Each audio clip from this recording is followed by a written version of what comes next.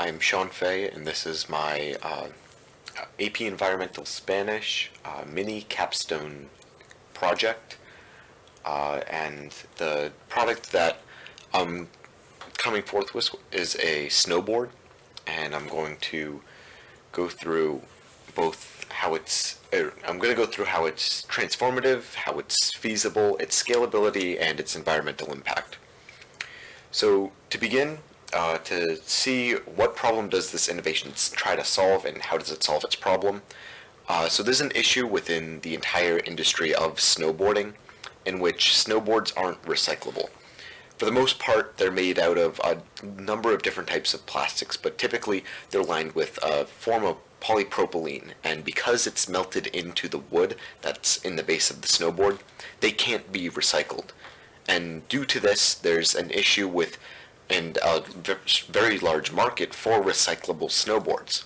And unfortunately for my case, there's already a company that has solved this, and their title is Niche, and they produce a form of recyclable snowboards which use wooden cores, and they use a product called recyclamine to line the outside of it. And I'll go a little more in depth on that to explain that the recyclamine is the product of a collaboration conducted with Conora Technologies, which has recently been bought out by Aditya Birla Chemicals. And after they've purchased out Conora Technologies, they also assumed a substantial piece of ownership of Niche Snowboarding.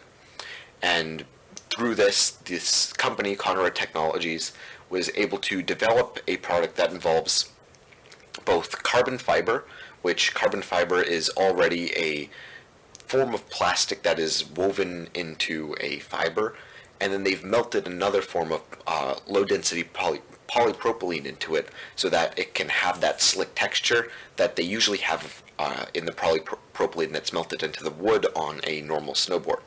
And in doing so, they've created a product that has an extremely low melting point in which they can melt this recyclamine material and remove that low-density polypropylene that's in it.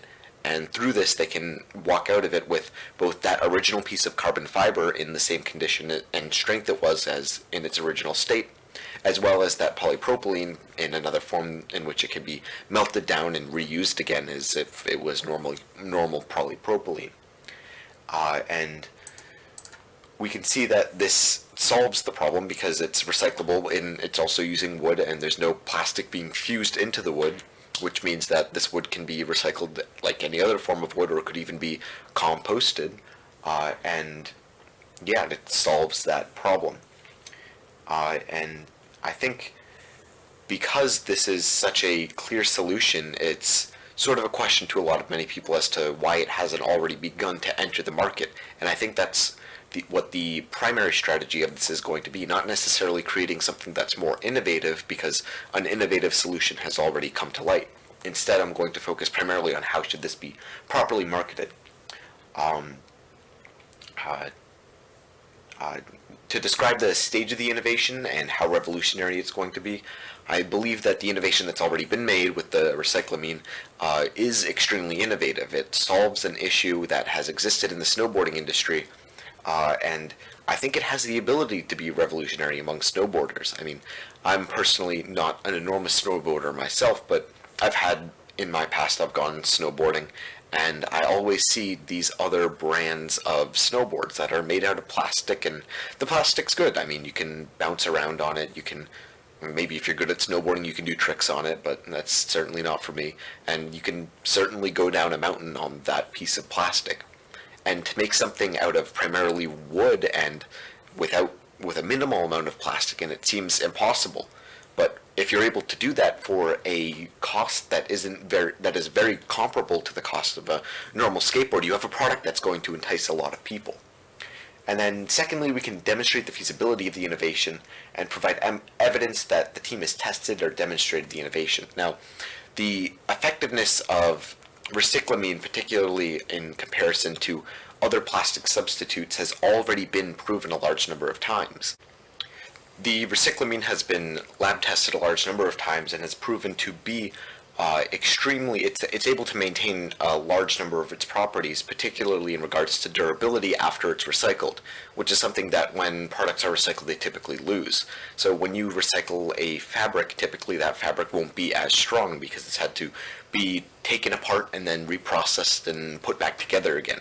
And the same thing works with plastics. However, by having these two separate parts of the carbon fiber and the polypropylene, you're able to ensure that you have two pieces that are able to separate from one another and work together very strongly, and you ultimately are able to prevent a lot of the degradation that typically happens in the recycling process. And then to describe how my team has the expertise and capacity to develop and commercialize the innovation.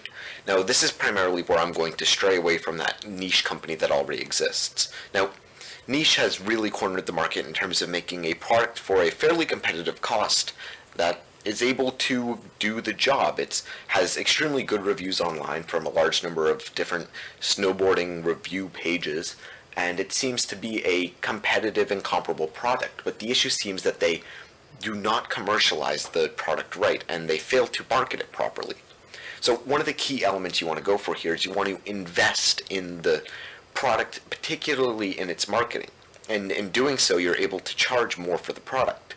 Now, this has been seen through a large number of other products all throughout time, but typically when you walk into a store and you see a name brand item, you're more likely to grab that than the generic brand because that's a brand you're familiar with. That's the whole reason why Tylenol can keep selling their ibuprofen even though you can get generic brand ibuprofen from CVS brand and it'll be a fraction of the cost.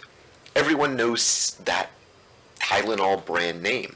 And so if you're able to establish a brand name that you've been able to market and make almost household and typically commonly known, you're able to create something, especially within a small community like that of the snowboarding community, you can create something that'll have a snowball effect. It'll be passed around through word of mouth, and next thing you know, you can charge a little bit more for this snowboard because not only is it something that's an effective snowboard, but it also uses innovative technology, and you can cover a lot of the cost that you've put out to market it by selling more and at a higher price.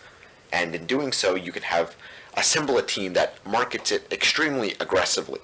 And through this aggressive marketing, you can ideally create some sort of a cult following around that snowboard, and ideally help it to spread to more and more members of the snowboard community. Secondly, what tangible startup resources do you need in terms of capital, equipment, facilities, and funding to scale the innovation up? Now, it can mostly be done, honestly, with aftermarket products, because you can simply need just one workshop with an assembly bench and some old man with a hammer and some nails. But you could also scale it up, assuming you have the money available and the funding available, and even bring it and outsource the labor for it. Now, outsourcing labor is typically expensive to start off with. However, once you have that available as an option for you and you buy that factory space in another country, you're able to get your product produced at an extremely high rate. And this is something that would be extremely effective if there was a need to mass produce snowboards. However, that need doesn't exist. So it's not an option that needs to be followed. Instead, there could be just a local warehouse in Massachusetts where a team of people assembles these snowboards to fill orders that are made. And there's a certain number that they make before any go on the market so that there's a readily available supply so that people don't have to wait a year to get their snowboard made and for the materials to be assembled. And a large majority of the materials are already easily accessible. For example, accessing that recyclamine is going to be difficult because Conrad Technologies or their new owner Adida Birla Chemicals, have already cornered the market on this technology and already have their own trademark on it. However, if this company is able to see that they are able to take this technology and revitalize it in a manner that'll sell more units and potentially compete or take over the role that niche already has, then there begins to appear a very strong route that they can take that'll be effective in both expanding their industry and creating and absorbing a larger piece of the market share in the snowboard market. And then in regards to major competitors and what types of companies might be the competitors that we'll run into, and then explaining why we're different. Now, the explaining why we're different portion is fairly simple. It's an 100% recyclable and ideally made out of reusable materials in a snowboard, which is something that doesn't exist outside of this niche company. Now, there's two separate routes I could take here, one of which would involve immediately combating niche on their own and creating a company that does the exact same thing as them and is somehow able to get a hold of that same sort of recyclamine technology. Or we could simply partner up with them, in which case we'd be up against a large number of the different snowboarding giants that exist. For example, Burton Snowboards is already one of the largest snowboard companies out there, and they're likely one of the largest competitors for niche. They have an average annual revenue of about $214 million. Now, they don't just sell snowboards, because snowboards alone aren't necessarily something that you can gain the large popularity among the masses with, and it's not something that you could build a $214 million industry out of. Instead, they sell a lot of other gear, and they also own and fund a large number of different repair shops and club shops that are out on those mountains when people go out snowboarding. So our competition with them would ideally be exclusively to get our product on their shelves. Ideally, it would be as easy as handing them a check and saying, let us put our product on your shelves, but unfortunately it's not like that. They like to sell their own products on their own shelves. So ideally a partnership with them could be achieved throughout time and throughout a lot of work. And it's the only way to actively combat these other competitors with any sort of effectiveness, because any other course of action would be largely futile, because this giant already owns such a significant portion of the share in the place where people are going snowboarding. Similar to the fact that most people buy their golf balls at the club shop before they go golfing, as opposed to stocking up on golf balls before. Granted, a large number of people do that as well. However, there's still a majority of people who go on that hill and they see that brand of Titleist golf balls, and they're more likely to buy Titleist golf balls in the future, which builds on to the point why marketing is so important.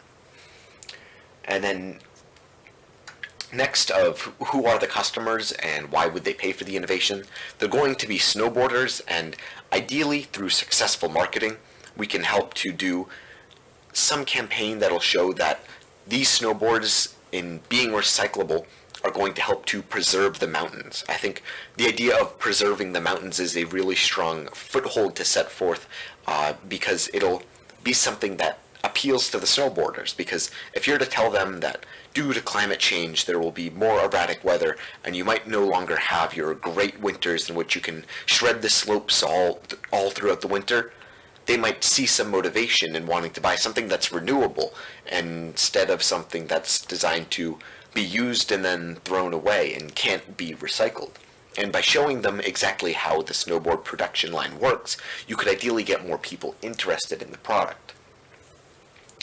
Next, to briefly describe the business model and what is the product of innovation and through what channels will you reach your customers, I think I've already touched upon the majority of this. Ideally, it could be sold on those hilltops and in a large number of sports supply stores, so that when you go into Dick's to go and buy a new pair of cleats or some other sports equipment, you see that brand of snowboard right there, and it's advertised ideally in one of those corner slots so that people run into it a lot. And by having more and more people run into it, you'll create a degree of interest around it, which is something that I think niche fails to do. They only have an online store, and by only having an online store, you really fail to get people's attention with your product. If I hadn't been researching recyclable snowboards, there's a chance I never would have found their snowboards ever, because they don't get them into stores. So once you're able to get that product into stores, you're able to get it in more people's hands, and you're able to generate interest about it, because all of a sudden the guy that owns that store wants to know about that new product that's going to be on his shelf, and he wants to know whether or not he can recommend it to customers. And ideally the product is good enough that that store owner will want to suggest it to the people visiting his shop. And then ideally, the commercial vendors I'd like to prioritize it going towards was, as I mentioned before, Burton Snowboards, because they are one of the giants in the snowboarding industry. They already have a significant portion of the market share. The only other brand that's comparable to them is Ride Snowboards, which has an average revenue of about $105 million a year, which is half of what Burton is able to pull in, which those are two very significant numbers. And by teaming up with the bigger corporation, ideally we make the product appear on more shelves. So hopefully this is a product that can exist without a brand name, and it could be brought directly towards the people at Burton Snowboards, instead of going through and selling it on an online site to a small number of people like Niche is trying to do. And so by proposing it to a company like Burton Snowboards and generating interest around it, you're able to already establish a strong partnership with a major corporation that can immediately set you up to put it on shelves. And even if that's not an option, with a large degree of financial investment, you could simply just put your own money down to get it on those shelves. Next, on how does the design of the innovation consider the end of life, and what steps have I taken to design a non-toxic biodegradation in natural environments, and describe the testing or data you've already have if available. I think I already touched upon this with the recyclamine product on its own. Now, it's also worth noting that ideally the paint that's used to design the decks and is the majority of what people see, like on the front and the bottom, could be made out of recyclable material, but also recyclable paints are extremely expensive, especially to produce on such a large scale, and the majority of snowboard designs are simply printed onto boards nowadays, which is far easier and far cheaper and far more effective in the long term for these for the recyclability of these products, that it's a lot easier to just do that. Or they could just be produced in simple blank colors. That would ultimately depend on what people really express interest in. And I think the fact that they have a wooden core that is detached from the plastic and is made out of two separate pieces and is simply held together by another piece of plastic that wraps around it is a lot better than having it literally fuse into the plastic as most snowboards currently do. And in doing so, as I've mentioned before, the recyclamine has proven that it's still effective and reusable after it is melted down into two separate pieces. So once that snowboarder has broken their snowboard by crashing into a tree, they can go and drop it off at a recycling center or at some other specialized recycling center, and it will be able to be broken down. Now, another issue that is to be mentioned with this is the fact that many recycling centers might not be able to process recyclamine, and that's because it needs its own separate processing in which it's heated up to a certain temperature and the two materials are separated from one another. Now, there's no clear numbers as to what sort of recycling plants are fitted with the equipment to do this. However, it's presumably out there and there's a way to get it out there, although this is clearly an issue that the product would face in the attempts to try to distribute it overall, and it's something that would ideally not affect the company at the start. However, once users start moving on to another skateboard and potentially throwing theirs out, they might start to run into issues with it. Unless, of course, there's some sort of buyback program in which we'll buy back the board for a portion of its original price so that we could reuse the materials, which I believe to be an extremely effective route. However, to actually crunch the numbers and find out how much material would need to be used for one board and how much it would cost to buy all of the equipment to heat it up and break up those materials and then put them back together is a lot of work, and it's something that would need to happen once you're actually running this business. In terms of positive impacts, you're eliminating the snowboards that are going to be in the waste cycle. Now, I'm not going to claim that snowboards make up a significant portion of the trash that exists in the world. However, it will make a significant dent, and you're helping to change people's mindsets, which will ultimately have a larger effect upon the idea around recycling and renewable energy in the long term, because you have people starting to look at it as, oh, I should choose this renewable option, because just like when I'm out on the slopes and I go on my renewable skateboard, I'll be helping the environment. And you help to create this mindset that, oh, we can help the environment by just changing simple everyday things, even if they simply exist in our hobbies. And then I believe that ties it up in terms of the environmental impact, because it's proven that it is an effective material in terms of both being made out of wood and being recyclable and compostable like wood is, and also being made out of that recyclamine. And that ties it up. Yeah, that's my proposal for a better snowboard.